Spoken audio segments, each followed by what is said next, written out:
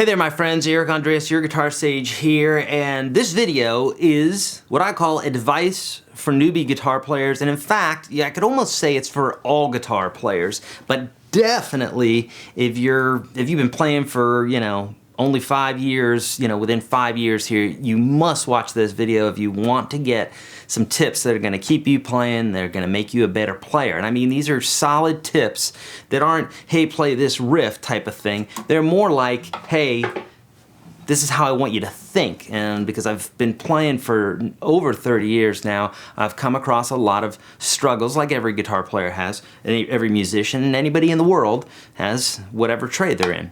So I'm going to address those. I was recently interviewed and I've got the questions here and I've got the answers, and I want to share them with you because I really think that they're going to help you with a bunch of things in the way that you might think about the guitar, okay? So, the first question I'm going to skip because it's all about me, but so first off, the question is, what struggles do you have and how do you address those struggles? So for me, my biggest struggle is that I can't get my hands on the guitar enough. And the reason that I say that is there are so many great players, so many great songs, so many things that I want to do on the instrument that I just can't get my hands on the instrument enough. So that's the struggle. I know that doesn't sound like a struggle, but it really is, because if you want to be good and you know it's a matter of time and practice, but you can't get your hands on the instrument enough because I'm doing so much teaching that it's a little bit, it's frustrating, okay? But so the question, or the answer, the question, how do you address those struggles? Here's how I address those struggles. I like to do what I call deliberate practicing and hyper-focus. And what that means is, if I'm going to sit down and if I want to get better at playing blues, I might sit down with a teacher who I've seen, if I've seen a cat playing out live and I'm like, man, that guy is solid, he's way better than I am at blues. I'm gonna see if he teaches guitar, and I'll go up to people. I don't care if they're younger than me, older than me. I don't care what they look like. If they play better than me, I'll go up to them and I'll say, "Hey, can you show me this? Can you show me that?" Or I'll take a course online. Even though I've been teaching for a long time here, there's a myriad of things that I don't know, so much that I don't know. So I'm not too proud to say that I'm going to be watching lessons online myself. I do it all the time. I'm constantly learning. So that's how I would address that, is specifically sitting down and saying, I'm going to get better at whatever it is. And that may be a year that I'm looking at. It may be a week or a day or an hour. I may say, hey, I'm going to sit down for an hour here and I'm going to run these particular scales, or I'm going to learn these particular blues turnarounds or something like that. And that helps me to where I'm not just like aimlessly like noodling through scales or something like that. I'm actually, not that there's anything wrong with that, but I'm actually doing something productive, okay? All right, so enough of that. What's been the biggest key to your success in guitar playing so far? This is a short answer here. For me, I would say it's persistence. What I've learned is that I, or anybody for that matter, can do anything that they want on this instrument. That's not just a motivational speaking there. That is total truth, because I've learned that with persistence, with practice, and with the right instructions, with the right resources, you can do anything that you want on this instrument, okay? So that's what we'll call number 2. Number 3, what's been your most effective way for learning? Okay, so this is a twofold answer. For newbies, for folks that have just started playing guitar and they have the money to do so, I would say get a one-on-one instructor. If you don't have the money, forget that idea and do free videos online on YouTube or wherever.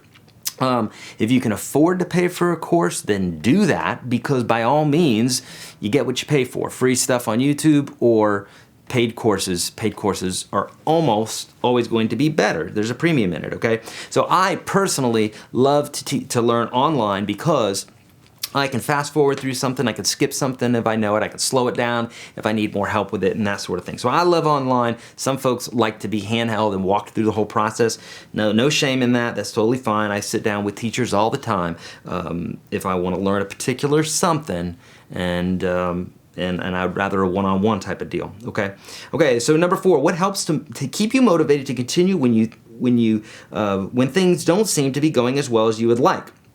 Okay, for me, seeing a guitar player that's better than me, which there's a gazillion of them out there. I don't claim to be a fantastic guitar player. I think I'm a good teacher.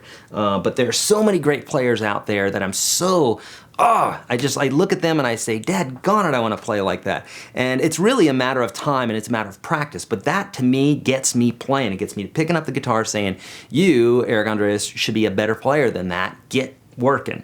So when I see another player who's better than me, it totally drives me, totally makes me envious in a good way. It drives me and it makes me want to get better. So get around people that are better than you. Don't be the best guy in the room.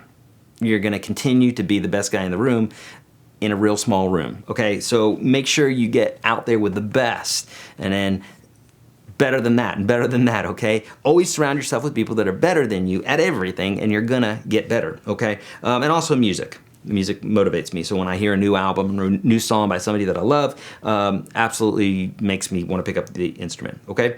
All right, what advice, this is number 5, what advice would you give for someone who would like to get started playing the guitar?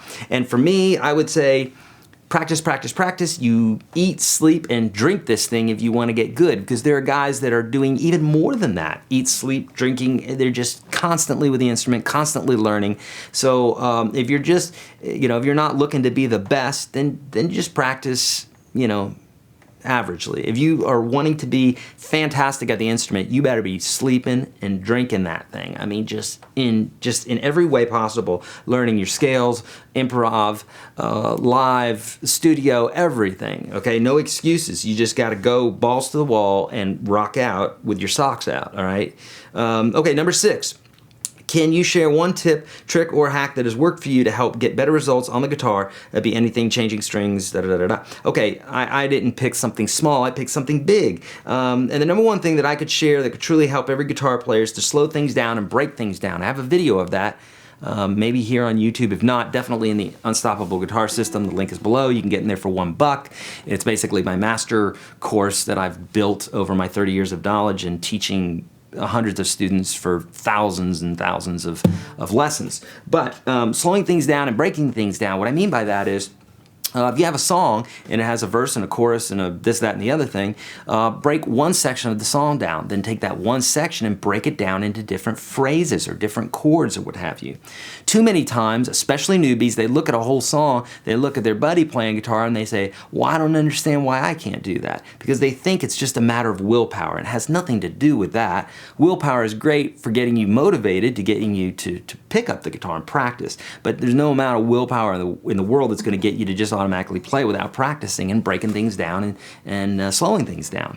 So no matter how fast the lick is or how hard it is or how long that lick is, so if you have a lick that's 500 notes in length and it's super duper fast, well, take the first 5 notes, take the first 3 notes. You can always break it down smaller. So there is absolutely no excuse to being able to conquer anything that you want to do on the instrument if you slow it down and you break it down. That's my number one thing that I could tell you to do. And I talk about that in my courses. So hopefully that helps. I know that will help a lot because that is sage advice. Ooh, there's a little plug for my name there. This is sage advice, really, truly, that's helped me, and I use all this stuff every single day. So if I can help you with anything, please let me know. Comments below, Twitter, Facebook, and all that stuff. If you sign up at YourGuitarSage.com, I'll give you these free books here. I do that several times a year through Amazon. What else? Unstoppable Guitar System, I've told you about that. Get in there and try that for $1. I promise you, you're going to absolutely love it. Go to get the free ebook at YourGuitarSage.com. Hundreds, maybe 700 or more lessons here on YouTube for free. So let me know how I can help. Please, spay and neuter your animals. Be kind to one another because we can change this world. Don't trust the man. See ya.